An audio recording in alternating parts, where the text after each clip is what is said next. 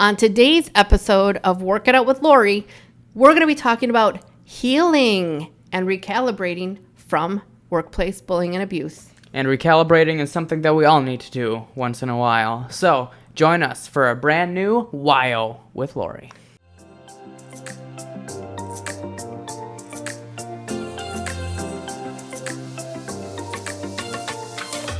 Howdy, WBP crew. Welcome to Work It Out with Lauri, the no-nonsense show for anyone navigating workplace bullying, chaos, or straight-up dysfunction. I'm Lauri Lilly, your host. I'm here to help you make sense of all the drama you're experiencing at work. And I'm Cosmo Esplin, Sir Showrunner and your backstage guide, directly providing Lauri with your questions and workplace dilemmas so you get the practical solutions you need. So what do you say? Let's work it out.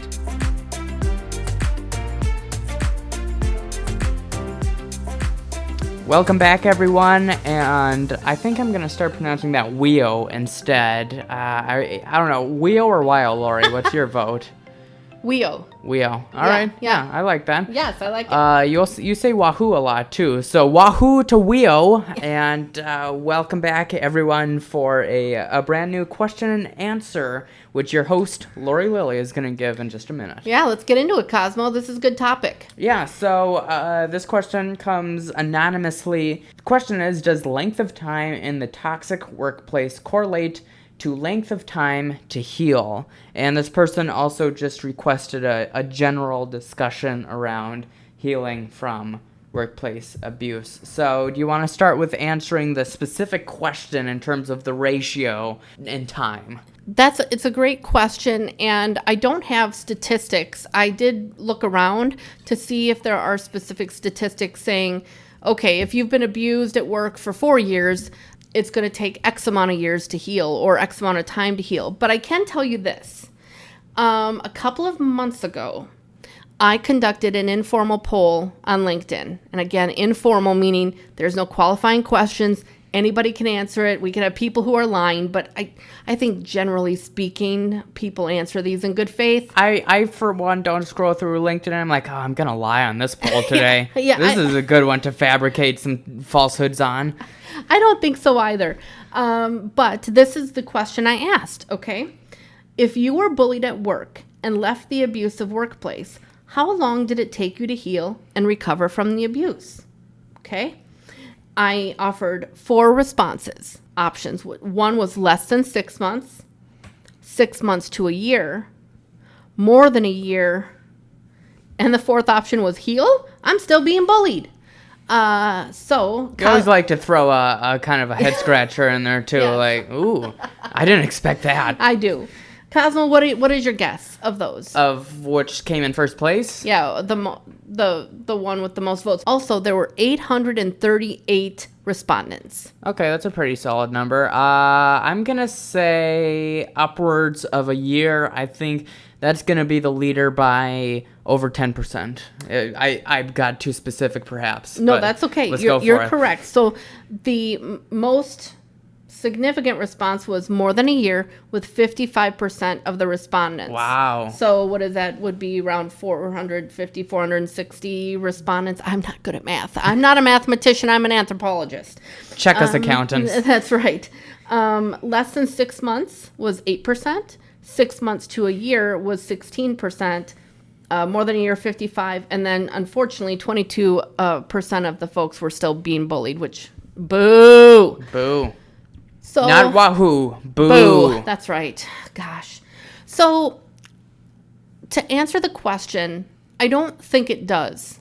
Okay, to the anonymous person who asked this question, I do not think length of stay has anything to do with it. I think there are other factors, such as, my goodness, people could be bullied and abused in their personal life. They could have had a really wild childhood. They might have incredible resilience. And I know everyone, like, that word is just like, I know resilience can't stop bullying, but it certainly is a factor in helping people, because resilience includes a support structure, right? A supportive community around you, people who are empathetic and loving and caring and compassionate. If you're in an abusive situation for several years, that is going to probably take more of a toll than someone who might have been in an abusive workplace for, say, 6 months and never had any other issues in their life, right? Just never had any other trauma, didn't have any other problems. So I don't think that particular question or that particular quantifiable piece of data is hard to track. I don't think we've got numbers on that. It's also, it seems maybe ultra dependent on the actual scenario. So let's say that, you could be mildly bullied over 6 years, right? Where it's not a super intense psychological operation, but it is still present just to a lesser degree, versus very intense mobbing over 6 months. Yeah, right? That's true. Like, you could have someone who's bullying you who is in an adjacent area of your workplace. You have interactions with this person maybe once a week. Right. Okay. That is going to be different. Mm-hmm. So you don't think that time is a necessary correlator to the amount of pain that you're That's right. reeling from. I would love to see any studies that have been done to see if there's any statistical. Hey, let's do one, Yes. right? Launch WBP statistics. And, there we go. Well, I try to do that informally with my mini questionnaires that I put out, my mini polls, but... And be sure to check those out on LinkedIn. That's right, Cosmo. I love your plugs. Yeah, I turned on my radio voice for that one. So back to normal voice here, though. So what do you think is the driving factor in terms of taking the next steps if you've been in an abusive workplace and trying to move on from all of the emotional baggage surrounding that? So there's so much that goes into healing. And of course, that I am not a mental health therapist. I am a business anthropologist and a survivor of workplace abuse for over a decade. So the very first thing I'll say is, number one, get a licensed trauma-informed mental health therapist. So much of this behavior, this bullying and abuse, actually leads to PTSD, and that requires a formal diagnosis. There are actual criteria to determine if you have PTSD, and you can look that up online too if you're just curious about it. I actually have a form that I found from an organization, a trusted organization. But all of that to say, get with a mental health therapist immediately. You're going to want to talk to them. You're going to want to work on different strategies for your nervous system.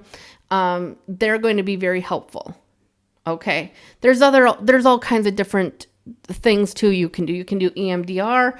I don't want to go into every option available, but here's what I will tell you. Generally speaking, getting away from sort of like a clinician's perspective, which I'm not a clinician, so that's why I say get a mental health therapist. From my perspective, what I talk about when I engage with folks who are on the post-abuse side of things. But if you're listening, you know what I'm going to say. 3 words. Choose your adventure. I don't know why, but that seems like a tagline associated with like jelly beans. Like if there's a lot of different options of jelly beans, choose your adventure. Yes, choose your adventure. You're too young, Cosmo, but for anyone listening, I'm Gen X. And we had books called Choose Your Adventure, remember? And you would read like 7 pages, and then it would give you an option. Go to page 37 for this adventure. And that's what this is kind of a play on, which is healing is not linear, and healing requires, for lack of a better word, play and exploration and adventure. And it looks completely different for every single person. For me, I had to do a lot of work on my nervous system, and I will say everyone, your nervous system has been affected by the abuse. That is very clear. That's why you're having the panic, the fight or flight, the hypervigilance. And so you need to spend time on your nervous system. How you do that? You choose your adventure. Select your jelly bean. That's right. From there, you want to make sure that you're part of a supportive community. that you're part of a group of people who have like interests and understand and have compassion and care and empathy for what you're experiencing or what you did experience, so that your feelings are validated. You can speak openly in a safe space. You're on the same level of understanding. That's right. You're not having to speak down or speak up in order to convey your message. Correct. And a worst case scenario is you're in a space where you're trying to heal where there's a bully, right? That's why getting to that safe and healthy workplace is so, so important. But all of that to say, join me on LinkedIn, where people feel, I get comments all the time where they feel very validated and heard, and just reading my posts are very helpful to them.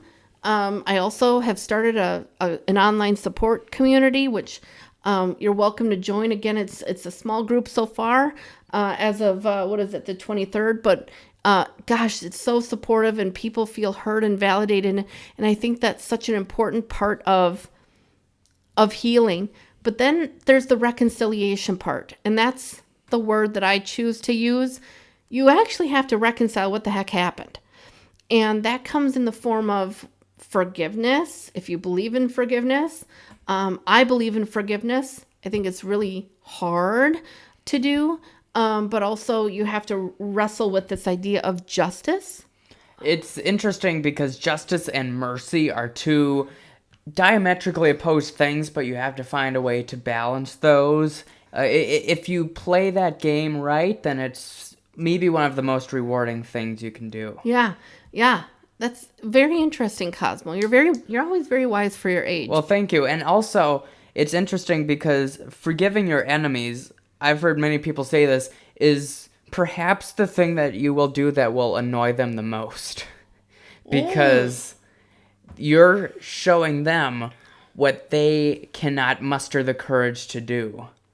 Oh, that's hardcore. Right? Yeah. That is hardcore. Life hack with Cosmo. Yeah. Life hack. We're going to start a spin-off series called Life Hacks with Cosmo. I love it. But that idea of justice and forgiveness and just all of the feelings that come along, it's the grief. A lot of people talk about grief. I experience grief too. It's grief for you thought you were going to have a different experience with the people, with the job, with the organization, and it didn't happen. It was the ultimate betrayal, in fact, right? Then you have to deal with the impacts, and you have to actually heal from the impacts.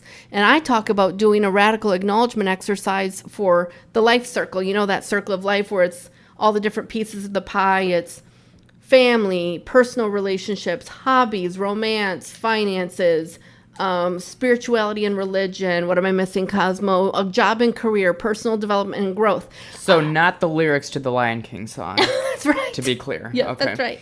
Hard to rhyme all those. All of that to say, when you do a little bit of radical acknowledgement around the impacts of what you experienced, you'll be shocked, because most people think it's, oh gosh, it's maybe just impacting my career, my health and wellness. There have been trickle-down effects to everything. And so it's a process of picking up the pieces, but that doesn't happen right away. Holy smokes, you got to focus on your health and wellness. Your brain has been affected by this. You can't concentrate. You've got brain fog. You can barely do one task a day. All you want to do is sleep. All you want to do is sit on Netflix and watch the next episode of Breaking Bad. I don't know, anything. Perhaps Funyuns are a factor in this as well. Yes, always the Funyuns.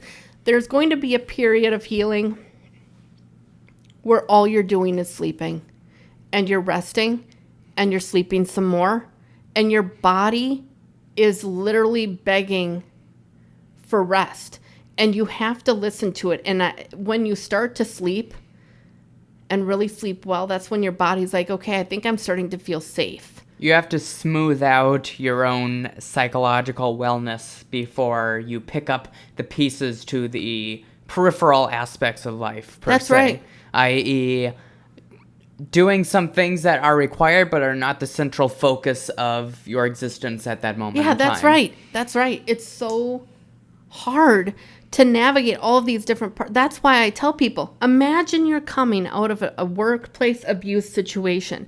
You've found a job where you think you're going to have a good experience. Your body and your brain are healing, and you're going into a situation where you're going to be asked to perform, right? Impress, build relationships, learn new system.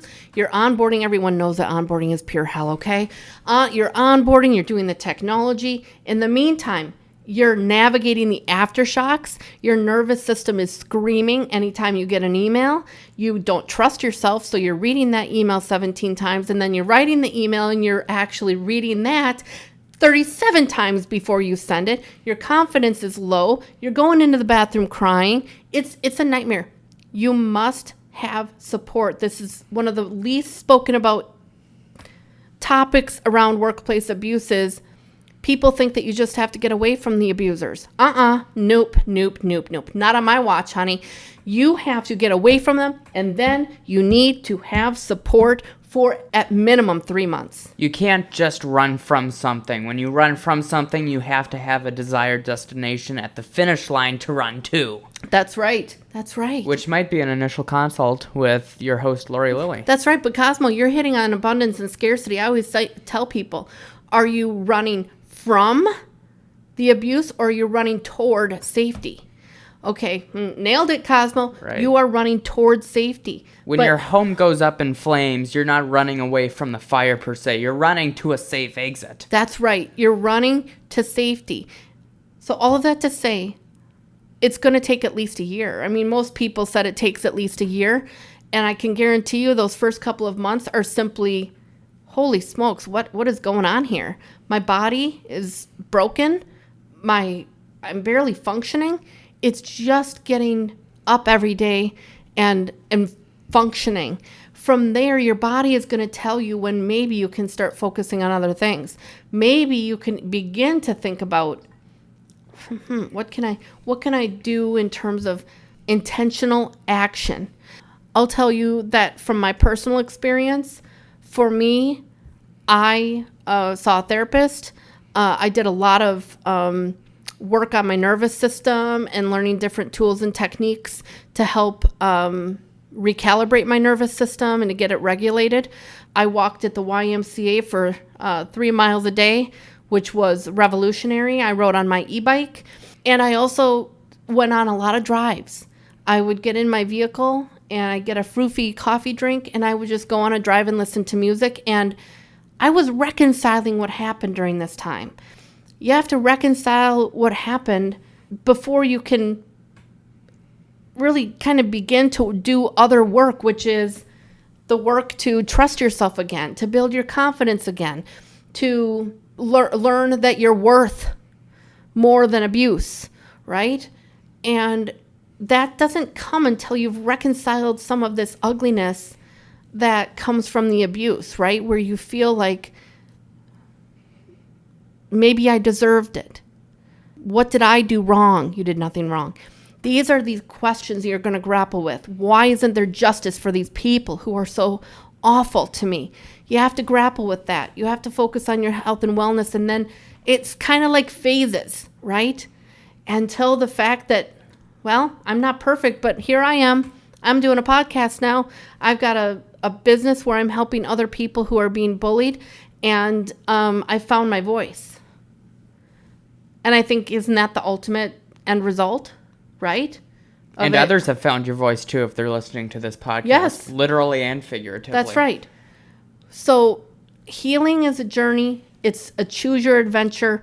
And what you're going to learn is maybe your adventure is painting. And maybe you paint for 3 months and you're loving it. And then, you know what? That's not working anymore. And you're kind of bored with it. Okay, well, what's your new adventure? You have to just keep choosing an adventure that is part of seeking to remember who you were and who you are, because you spent so much time focused on the bully, you lost yourself along the way. And healing is about finding yourself, forgiving, if you believe in that, right? Reconciling what happened and finding a path forward with renewed confidence, right? Renewed trust in yourself, positive and healthy relationships with others, and part of a community who supports you and cares for you and has compassion for you. And that is how you pick up the pieces from a post-abuse dynamic. Well said, Lauri, and thank you for providing your own experience as a template for perhaps what others can pursue. Obviously, it looks different for each individual, but you might have inspired a new generation of Bob Rosses there with your painting analogy. I hope so. I hope so. Just remember. Make friends with the trees, people. Cosmo, all I can say is if you get a therapist who can help you, who's trauma-informed, and use the theory of you choose your adventure, the sky's the limit. The sky's the limit. All right. Plus a free promotional plug for the YMCA. There you go. All right. I'm gonna leave you with a quote. You're not healing to be able to handle trauma, pain, anxiety, and depression. You're used to those. You're healing to be able to handle joy and to accept happiness back into your life. All right. Thanks for providing the quote and your many other quotes, courtesy of Lauri Lilly today, Lauri. Thanks, Cosmo. Good luck, everyone out there. I'm here if you need any help at all. See you next time, folks.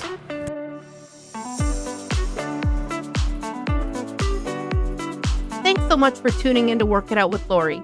If today's episode hit home at all, please share it with someone who needs it.